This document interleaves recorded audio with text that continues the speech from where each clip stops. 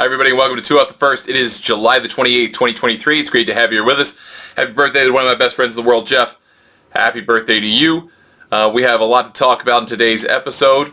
Let's first start talking about being 33 days away from going to Ireland with Club Choice Ireland. Check out clubchoiceireland.com for more.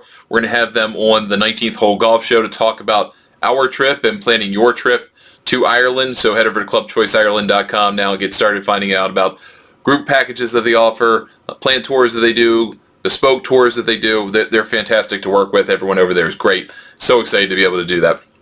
And of course, we are presented by our friends at Swannies. Swannies has just everything that you need to look great. They now have t-shirt, hoodies, which I'm a huge fan of. I have too many, but I will clear space in my closet for some of them. And we also have this polo that if you're watching the video version of this, I absolutely love. I'm going to be wearing this on the range. Right after we do this show, actually going to do some club testing today. But good news, we obtained a promo code for all of you to try out Swannies if you haven't before. And even if you have, get a nice little discount. So use the promo code GolfNewsNet25. That's GolfNewsNet25 at swannies.co, swannies.co, and you get 25% off your purchase, whatever you buy. So it's a great deal over there at swannies.co. All right, so today, really a lot of what we're going to focus on is this memo from Commissioner Jay Monahan, who is back at work on the PGA Tour beat, trying to negotiate a deal with the Public Investment Fund and, to a degree, the DP World Tour, even though we've talked about them basically just being acquired in all of this in the end. But the negotiation between the Public Investment Fund of Saudi Arabia and the PGA Tour to get to some kind of definitive agreement, some final agreement, right? We have this agreement in principle to agree to try to agree, basically. And they're trying to figure out all the details of everything in between. And Jay Monahan talks about this in a memo to players that covers a variety of topics. And we'll talk about two of them here and maybe touch on the others just a little bit. They're maybe not as pertinent, but they are relevant. And I think the entire guise of all of this is to now start trying to communicate better because they absolutely fail-whaled in communicating to the players, any player, not even high-profile players, just any player, whether that's on the board, whether that's a superstar, whatever it is. They failed very badly at that, and now they're trying to make up for it a little bit, I think, on the back end of this, with Monahan realizing, wait, I've upset a lot of people. My job is on the line here. If I fail in negotiating the best possible result for the PGA Tour, I could be out of a job, even though he has negotiated for himself a position as effectively the CEO of men's professional golf. And so he's going to do everything in his power to be able to maintain that, because once he becomes the CEO of this new company, depending on the governance, it's going to be particularly difficult to get rid of him. If you're the commissioner of the PGA Tour, a 501c6 organization, which, by the way, we'll throw this in there with not much commentary, but Senator Ron Wyden of Oregon has introduced a bill that would eliminate the tax-exempt status of 501c6 organizations like this one that are membership-based if they have assets of more than $500 million, which, just in case you're wondering, the PGA Tour has assets of more than $500 million. So effectively trying to take away the tax-exempt status of the PGA Tour. That's a Democrat, by the way, who's not particularly happy with all this. I think there are people on both sides who are not happy with it, but maybe more along the Ron Johnsons of the world are like, well, what could you do? But we're not happy about it, kind of deal. So we'll see what happens there. Nevertheless, so if we get into a situation where let's say this gets to the finish line, but there's just a bitter taste in people's mouth. Well, if Jay Monahan's the CEO of a new company, this new co, which will be PGA Tour Enterprises, whatever happens there at the PGA Tour level, he could still be the CEO of the new company. So there could be a new commissioner, or whoever takes that role on could continue to live on. But Monahan has given himself job security. So this negotiation process is obviously important to him.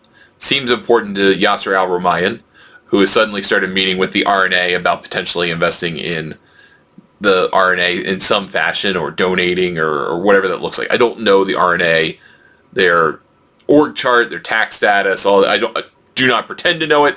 Obviously, they our run organization in the UK. I can look at Companies House and all that stuff, but I've never really gotten into that kind of stuff overseas, so we'll leave that alone for a minute. And this negotiation is ongoing, and there are some key sticking points, right?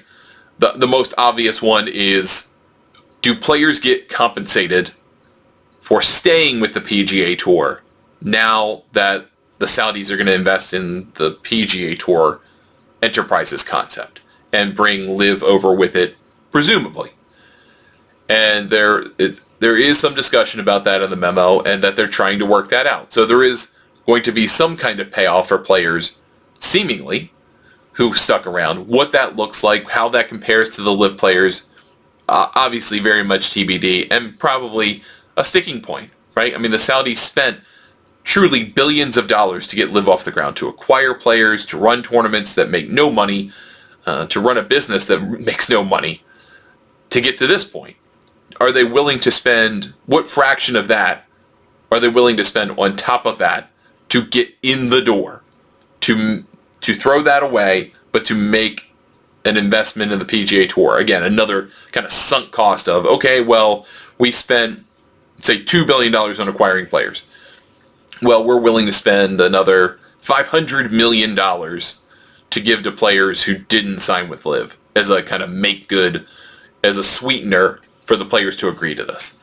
Well, who gets that money and how it's distributed, that has something to do with who says what, and who. That's a high stakes piece of this. Then on the other hand, if you're the Saudis and you go, well, what's another 500 million? I mean, we've got 700 billion sitting around. Who cares? But relative to what your investment is, that's kind of the negotiation of, okay, well, we spent all this money to create this thing to get in the door. Do we have to spend even more money to pay off, or is the payoff the investment in the end, and they have equity for the players? That's been something that's been thrown around by Jimmy Dunn and, to a degree, Monahan, but really more Jimmy Dunn of, well, maybe players could have an equity stake in the new company. Well, what does that look like? Because then that impacts how much the Saudis throw at it. We've already talked about how the Saudis are concerned about the wealth of LIV, like what that actually means to their investment, their equity that they get. And they've been trying to raise the profile and value of it these last couple of months, somewhat quietly, I think, because if they can do that and demonstrate value and worth, then LIV isn't worth nothing when it goes into this new company. So therefore, they get a little bit more equity stake, and the billions they've already thrown at it are not completely in vain. So, and not that it was in the first place, but completely in vain in terms of an equity, of a wealth building component. So there's that part of it. The other part of this that Monahan talks about is what would be penalties for players that are on LIV that may want to apply for reinstatement to come back to the PGA Tour. What that looks like, how are there financial penalties? Are they tournament penalties? What are those things? How long does it last? What does all of that look like? That's still another big sticking point. And I think the last time that we did the show, and I get all the episodes messed up, but recently on this show, we talked about the possibility that, expressly stated, by the way, at the Open by several players, that they really don't want to go back to the PGA Tour. They would prefer to play, if it exists, in these 48-player LIV events where really only 10 or 12 players have a chance of winning the $4 million prize. They'd much rather have to beat 10 guys than have to take on a 156-player field or a 144-player field and have to compete in events that aren't worth $20 million because LIV's got 14 of them. So if LIV continues to exist, and again, that's another sticking point, but if LIV continues to exist, in whatever fashion, I think as many of these players would like to sign up and stay with that as possible and not be a PGA Tour member. Not do it. Because if they play the 14 LIV events and they play the 4 majors and you sprinkle in a couple of others, whatever that is, right? You get to 20. Well, that's kind of a sweet spot number for a lot of top tier professionals. And for the players on LIV, if you're winning $120,000 for DFL and you know that's practically impossible to get on LIV if you're a good player, why would you go back to the PGA Tour? Because LIV is a closed shop, right? So long as you have a contract, you're on LIV. So if if you are a live player, you let that contract run out. You play it out for everything that you can get. That makes the most sense to me, because why would you cut yourself out of free money on a contract that's probably 2, 3, 4, 5 years long, depending, and then go back to the PGA Tour, where now all of a sudden Justin Thomas is playing in the 3M Open and Wyndham Championship next week to qualify for a revised playoffs just to get in the top 70 in points. He's got to get in the top 50 to get into all the designated events next year. That's hard to do. There's a lot of movement that happens in a year. You're one bad year away from your earning potential for at least 1 year going way down. Why would you sign up for that if you were an existing live player? So long as you have a contract with live, you take the money and you play live. So how many people are you going to get to apply for a return to membership? Like none, unless you're being relegated. And I don't really think there are many guys that would be relegated from live that have decent PGA Tour status. I mean, it might be an act of desperation to try to get some kind of status, but I don't see that. So I don't see how much of a sticking point that is. I think that's more of a throw-in of, oh, well, yeah, surely these guys want to be PGA Tour members again. But if they don't figure out how to get rid of LIV, the PGA Tour and the PIF, and LIV exists in some significant capacity, not just like some team series in the fall or whatever, then every LIV player that has a contract would agree to stick around, so long as that purse money and those events continue as they are. It's just that simple. So I don't see the point of that. I don't understand the discussion of that. But some other things that are kind of built around player communication I think are important. Colin Neville, who was a member of the Rain Group, who at one time was a guy very prominently involved in the attempt to create the Premier Golf League, which was the precursor to this. Saudi stole the concept of, was going to be private equity, all that. He has now been retained effectively as a player advocate, player go-between, to try to explain as a resource to players what could be happening, which suggests maybe they're involved in this in some fashion. Who knows? Maybe Rain Group's pulling in private investment. I don't know. It's a big black box. I think that is one thing to throw up as a flag. Like, hey, maybe there is other private investment coming in here. We don't know that. But that has been thrown out by Randall Stevenson. Why haven't we chased those resources? Why hasn't that been chased as a possibility? Maybe it is. I don't know that, but maybe it is. So that's something worth noting. Also, that there are going to be 2 player directors and 2 independent directors who come together and find the replacement for Randall Stevenson, who left the board. Which means they're probably going to try to find somebody who's friendly to whatever they negotiate. I think people took it the wrong way when he withdrew his seat from the board, stepped away from the board, in thinking that this deal was in trouble. It's complicated, and it could be, but I don't think that was what Randall Stevenson was trying to get out of the way of. He was trying to get out of the way of other player directors and independent directors who were probably for the deal or would be for it in the end, because you've got a pretty good chunk of the board already on it. So maybe he just didn't want to be one of those dissenting votes in the end. To be determined about that. But also Jason Gore, who was hired away from the USGA a couple years ago to become kind of the player rep, so to speak, player relations rep. Now going to be called the Chief Player Officer. He's going to report directly to Jay Monahan or whoever the commissioner is in the future. And that's going to be an important role. He's basically gotten a promotion. Jason Gore's a great guy. Congratulations to him. I've really enjoyed it. Occasional conversations with him over the years, but very sharp guy. And that seems like there's been this creation of an elevation of a player rep and an institutionalization of a player go-between in this negotiating process to try to say, look, we're keeping you in the loop. Now, they're really not, but keep you in the loop. So there are those things from that part of the memo and communication. The second part is kind of the second topic for today that I want to cover, and that is the discussion around the model local rule from the proposed model local rule that's being drafted and created by the R&A and the USGA to roll back equipment and equipment standards for high-level players, whether that's high-level amateurs, whether that's professionals, what that looks like. Again, still all kind of being created. But Jay Monahan has come out and said in this memo that is currently constructed, the PGA Tour will not support the model local rule.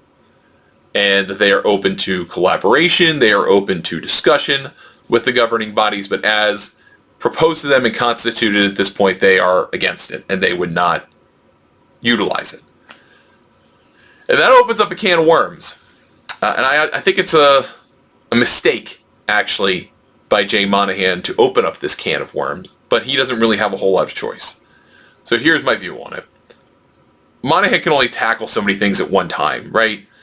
He's already got his job in deep, deep trouble because of what happened with June 6th and everything for the year prior and all that stuff. And players are unhappy with him, I think, in many regards. And they're giving them the benefit of the doubt, it sounds like, at least publicly. But many of them have questioned his ability to continue to lead this organization. So while he's doing this, while he's off doing this negotiation, he has to figure out what battles to take on and not take on in the meantime. And this PIF thing, along with just making sure you keep sponsors happy, keeping them in the loop to a degree about what's going on business-wise, that's going to take up way more of his time, like the biggest chunk of his time, overwhelming amount, compared to trying to deal with the USGA and the R&A. And the USGA and the R&A, they're going to come up with whatever they come up with. They're going to institute it at their championships. Seemingly Augusta National is in favor of it. I mean, Fred Ridley, former USGA president, has said he's in favor of it. PGA of America, not so much. Definitely not hugely in favor.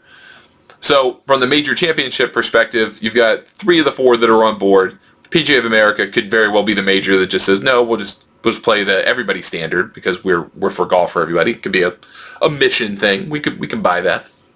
But the PGA Tour saying they're not for it, I don't think is as much about being for or against the concept of a rollback so much as it's trying to corral player support in a way they really haven't been able to do on the financial front, right? And by saying this, like saying all of our players basically are against it, we don't think it's necessary, we're open to collaboration, but at this time we're not for it. That allows them 2 things. One, it allows Jay Monahan a quick little victory because all the players that you've ever heard of, except like the best golfers of all time, have said, well, why do we need to do this? We don't need to roll the ball back. Now, it's important to note the 3 best golfers that I've ever seen play golf among their peers, I mean, generational peers, McIlroy, Woods, and Nicklaus are all for it. And I am for it, and we won't argue that here. But to have someone like Tony Finau come out yesterday and say, well, you know, I've always kind of said we should have our own rules and equipment standards. Well, that opens up a huge can of worms if you have a different set of standards between the governing bodies of the major championships and the governing bodies of the game for everybody else and you. Because now you have to invest in all of that if you're the PGA Tour. Well, with that sounding money might be a little bit cheaper. But you have to invest in that. You have to invest in testing. You have to create different equipment standards that the manufacturers have to follow. And all of a sudden you have created a bifurcated game that you just bemoaned. That so many players, like, well, as a talking point, have said, well, all the manufacturers have to perform tremendous amounts of investment in research and development so they can make special balls just for us if we roll everything back, or special equipment just for us. Well, if you create your own equipment standard and it differs significantly in any way from the equipment standards set by the USGA and the R&A, you just did it. You just bifurcated the game yourself. And I don't think that necessarily works out very well. I mean, I'm for bifurcation, but it works very poorly for that argument that, well, they're going to spend so much money. Well, news alert, they already do. They spend a lot of money to make sure that the best players in the world have the best equipment possible so that when their logo and their sticker and their name gets mentioned or shown on TV, that's associated with the best players in the world and the best performing equipment. We don't have access to all that stuff either because of budget or creation or it's R&D or it's a proto or whatever. And that's okay. We understand. We should understand that. And that is fine. We don't play the same game. We don't have the same access to the same equipment unless you are ultra wealthy or ultra connected, and that is okay. However, it diminishes the argument. So it seems like they're just trying to put this on the shelf for now because the soonest really they want to get to this in implementing this, like 2026. So it's a gambit to say, okay, well, we're going to put this to the side for now. It'll give us a time to negotiate with the governing bodies, probably water this thing down a little bit, and then we can also appease our players at the same time once we're done whatever we got to do with the Saudis, and we get it all together, and everybody's happy. Maybe. So I don't think this should necessarily be taken as a total rejection of the concept, even though a lot of players don't like it. Well, frankly, most players don't think about it. They don't care. Their job is to play professional golf. If you're going to make their job seemingly more difficult, they're not going to like that, right? That'd be like coming to my job and saying, well, we're going to roll back the quality of your internet connection from 1 gig to dial-up. I mean, it's not that drastic, but you're like, yeah, I don't want that. I understand. If you don't think about it critically in the bigger picture, then I can understand completely why you're against this. So for the PGA Tour to kind of have a quick win, say, okay, here we're going to throw our cards on the table to negotiate. Here's where we're at. Here's where our starting point is.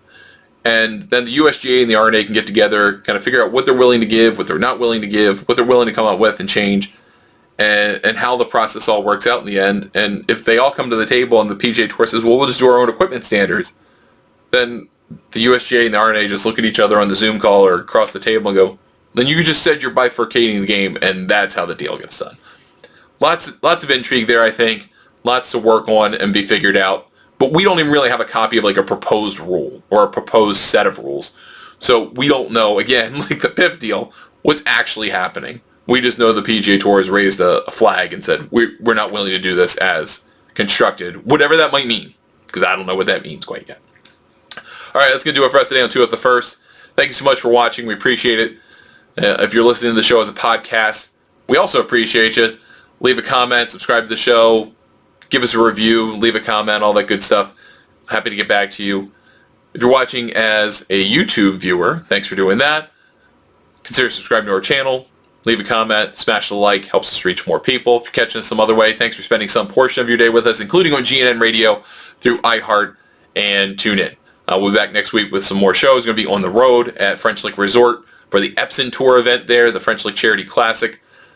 Very, very excited to be back at French Lick. Going to have a whole bunch of stuff down there. Hopefully some video interviews and podcast conversations. So consider subscribing to my other podcasts, including the 19th Hole Golf Show, Green Shoots, and The Bag Room. So we'll be back with more next week. Thanks so much for your time. We will see you next time on 2 at the First.